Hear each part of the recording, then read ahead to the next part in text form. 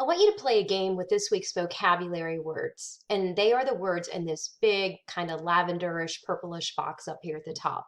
Let me read them to you. Gobble, individuality, mist, roots, free verse, imagery, metaphor, personification.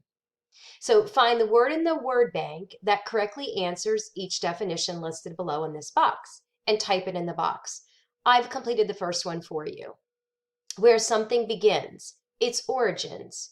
Well, remember back, or its origin. Remember back when we started these lessons, you made a family tree, and we talked about that being like the roots of a physical tree, and the answer to that is roots. The second word, a characteristic that makes one person or thing different from another.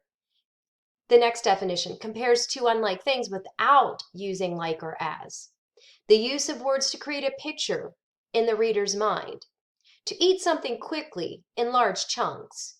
When human characteristics are given to anything that is not human. A mass or cloud of tiny drops of water in the air. Poems that have irregular lines and lack patterns.